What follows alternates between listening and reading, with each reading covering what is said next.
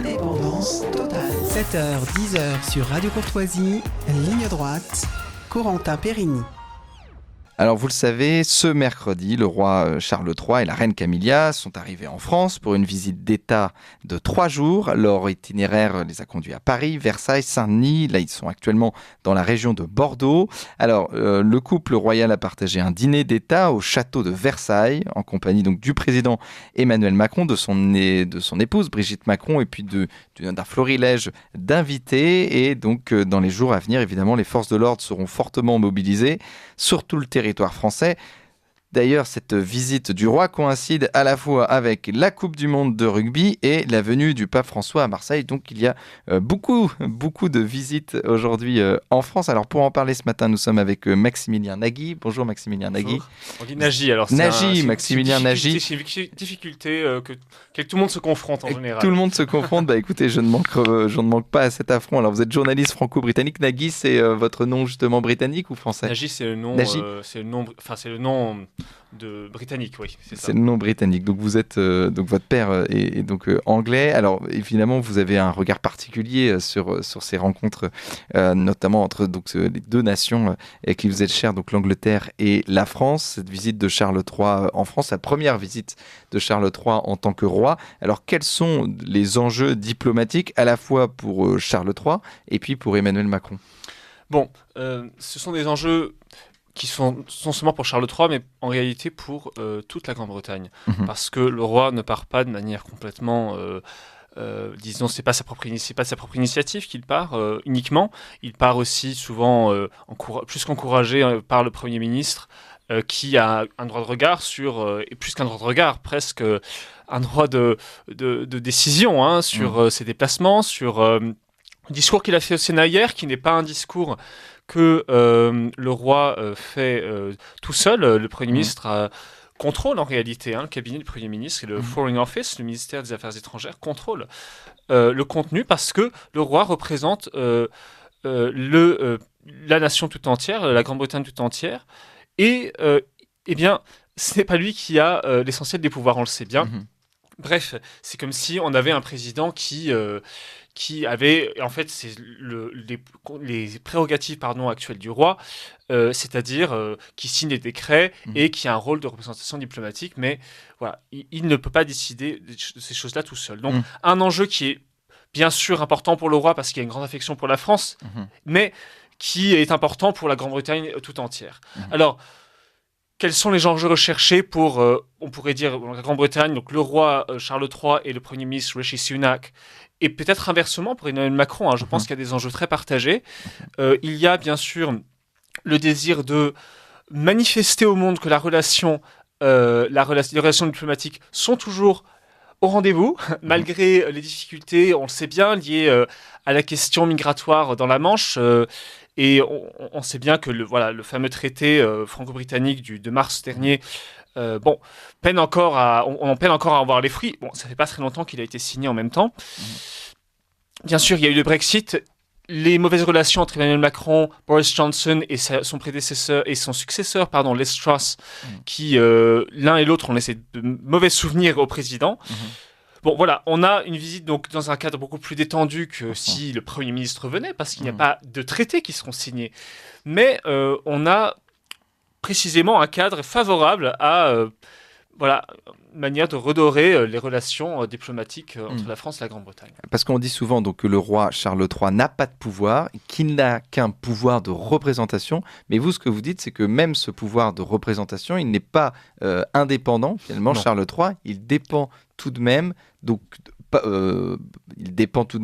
peuple anglais par le biais donc du Premier ministre qui donc a été élu évidemment par le peuple anglais. Et ça c'est quand même incroyable de se dire ça. Donc ça veut dire que le Premier ministre doit avoir évidemment un bon rapport avec le roi Charles III. Oui, il doit avoir un bon rapport. Ensuite, le roi ou le souverain britannique a un rôle de conseil auprès du Premier ministre. Et on pourrait dire que on n'aura jamais, on saura jamais exactement à quel point les rapports ont été bons ou non entre le souverain et son Premier ministre. Ça fait partie des conventions en Grande-Bretagne de cette discrétion, de cette pudeur que que l'on garde sur ces bruits de couloir dans le palais de Buckingham où ils se rencontrent, ou à Windsor, ça dépend, Windsor. Bon, malgré tout, c'est certain que c'est une chose qui compte. Le Premier ministre aura, je le crois, toujours intérêt à garder de bonnes relations avec avec ses confrères, confrères non, mais outre-Manche, oui, français, parce qu'il y a des relations commerciales très importantes, il faut quand même pas l'oublier. Et d'ailleurs, le commerce franco-britannique repart de plus belle depuis un an. Donc, on a souvent pensé que la relation franco-britannique allait beaucoup se détériorer après le Brexit. Ce qui est vrai, c'est que on a vu des relations tendues entre Boris Johnson et Emmanuel Macron, en particulier. Malgré cela, le commerce continue. Ouais, les Français ont beaucoup besoin d'énergie. Ouais. Les Britanniques ont beaucoup d'énergie, c'est-à-dire de l'électricité. Ouais. Alors bon, voilà, on le sait, on a beaucoup de très belles centrales dans ce pays, mais beaucoup ne sont plus en activité depuis plusieurs mois, voire davantage encore. Les Britanniques, eux, en ont très peu, mais ils ont du gaz et ils ont du pétrole, dans la mer au large de l'Écosse, au large d'Aberdeen. Et puis, ils ont également développé d'autres moyens de faire venir en particulier le pétrole américain, le pétrole de schiste que la France ne peut pas faire venir. Alors c'est pour des raisons techniques que je ne serai pas en mesure de vous expliquer en détail, mais les Britanniques, eux, peuvent en fait vendre du pétrole de schiste aux Français. Bref, en fait, l'électricité est aujourd'hui une des premières importations françaises de la Grande-Bretagne, avec également les moteurs Saab, Rolls-Royce, très important pour l'aviation en particulier. Bon, une parenthèse économique, mais qui est importante pour comprendre que ce n'est pas seulement de la représentation, exactement. Il y a aussi derrière, évidemment, une... Et puis, il faut qu'il y ait des symboles. Les symboles, on en a vu beaucoup, et ils sont forts. Bien sûr, la grande affection de Charles III pour la France. Ce n'est pas la première fois, loin de là, qu'il vient. Et c'est la 35e visite officielle qu'il a opérée aujourd'hui. La première, bien sûr, en tant que souverain. Pardon, mais je vous ai coupé. Justement, là-dessus, je vous propose qu'on écoute un discours en français de Charles III qu'il a donné en France. Monsieur le Président, les liens entre nos peuples sont nombreux et représentent la force vitale de notre entente cordiale, inspirée par mon arrière-grand-père, le roi Édouard VII. À l'approche de son 20e anniversaire de l'entente cordiale en 2024, il nous incombe à tous de revigorer notre amitié pour qu'elle soit à la hauteur des défis de ce 21e siècle. J'ai donc été réjoui par la visite de mon Premier ministre à Paris au début de l'année, à l'occasion du premier sommet franco-britannique depuis 5 ans, au cours duquel vous avez tous deux envisagé un renouveau de l'entente. Renforçons notre coopération pour répondre aux défis d'aujourd'hui, comme la défense de l'Ukraine, la misère que représente le trafic d'êtres humains, l'accès à l'énergie et le développement durable. Alors voilà, c'était Charles III qui parlait, qui a un bon français. Oui. Alors il dit revigorate avec un petit roulement de R, un petit peu écossais d'ailleurs, c'est assez drôle.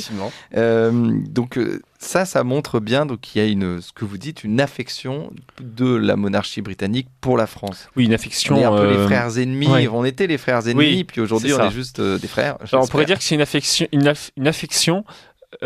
Qui date, disons, renouvelée au XIXe siècle. Parce qu'entre 1520 et 1843, il n'y a eu aucune visite officielle d'un souverain britannique en France, ni d'ailleurs de visite tout court.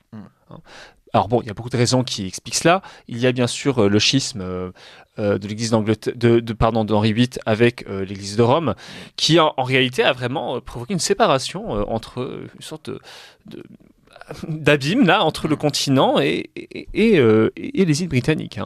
C'était pas un élément à négliger du tout. Bon, premier voyage de la reine Victoria, 1843.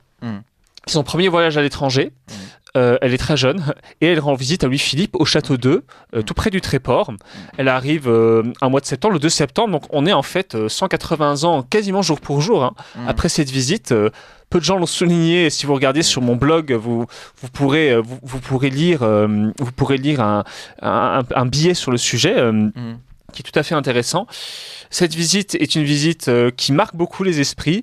La presse britannique est très fière que leur reine Victoria soit accueillie. Et puis, on a une image soudainement bien meilleure des Français, alors qu'au XVIIIe siècle, les Français étaient vraiment vilipendés par la presse Whig, la presse libérale britannique, vue comme les papistes, les horribles papistes qui... sont soumis à des puissances étrangères. Bref, puis Et elle va sur la tombe de Napoléon. Elle va sur la tombe de Napoléon, effectivement. C'est quand même incroyable. Un peu plus tard. Et l'ennemi des Anglais par excellence. Oui, tout à fait. Alors, anecdote intéressante, c'est au XVIIIe siècle que le fameux cliché des pâtes de grenouille que les Anglais aiment bien coller à la gastronomie française, ce n'est bien sûr pas ce qu'ils ont mangé au banquet de Versailles, eh bien, c'est à ce moment-là que cette caricature a été vraiment répandue en Grande-Bretagne. C'est très intéressant. On pourrait en trouver bien d'autres. Je pense que celle-là est assez parlante quand même. Les escargots, il faudrait vérifier, mais ce serait probablement dans les alentours de cette période-là aussi. Bon, pourquoi à Versailles? Peut-être que c'est une question que beaucoup se posent. Oui, c'est ça. Pourquoi à Versailles? Et alors évidemment, on a l'impression que finalement Emmanuel Macron est nostalgique de la monarchie, c'est-à-dire qu'il reçoit un roi, il semblerait qu'il ait dit. Alors j'ai entendu ça sur France Info il y a 3 jours, qu'il ait même dit que les Français ont besoin d'un roi. Bon. C'est quelqu'un qui un monarque, aime bien un monarque, effectivement. Merci. Alors bon, effectivement, lui-même aime bien se donner des allures assez pompeuses. Je pense que c'est quelque chose qu'il aime bien. Le banquet de Versailles convient à sa personnalité. Il assume parfaitement de l'avoir fait, d'avoir invité 120 convives, si je ne me trompe, ou 160. Bon, maintenant j'oublie les chiffres exacts. Enfin, un nombre de convives très considérable, avec acteurs, chanteurs, des Franco-Britanniques aussi. Des Franco-Britanniques, bien sûr. Un des anciens ambassadeurs en France, Peter Ricketts. Alors par ailleurs, je vous invite, vous allez peut-être être surpris par cette remarque, mais vos auditeurs aussi, mais je vous invite à regarder son entretien chez Libération mercredi, parce qu'il a donné une très belle interview, jeudi, pardon, très belle interview sur les relations franco-britanniques. Voilà. Et par ailleurs, le dossier de Libération est très bien fait. Bon. Donc, en tout cas, pour revenir à Versailles précisément, la reine Victoria y est reçue en 1855, quand elle revient. Napoléon III, si Louis-Philippe aimait beaucoup la Grande-Bretagne et la reine Victoria, Napoléon III, c'était probablement encore plus le cas. C'est de là qu'il est allé se réfugier après la bataille de Sedan. Et donc, il a reçu en 1855 1200 invités, 1200 invités, avec un faste qu'on n'imagine pas, 17 plats pour le banquet. 17 plats pour le banquet. Alors nous, on parle d'inflation, paraît... aujourd'hui. Bon, à l'époque, la pauvreté était beaucoup plus répandue qu'elle ne l'est aujourd'hui. C'est quasiment certain. Et on mettait des moyens qu'on n'imagine plus, c'est certain. C'est sûr. Mais en tout cas, le faste français est toujours là. Et on l'a vu dans cette visite de Charles III en France et puis à Versailles, qui est actuellement aujourd'hui à Bordeaux. Merci Maximilien Nagy. Ça y est. Je rappelle, vous êtes journaliste franco-britannique et puis vous avez un blog qui s'intitule comment? Pour l'instant, maxnagy.fr. maxnagy.fr, voilà, pour tout connaître sur les relations franco-britanniques. Merci à vous. Merci à vous.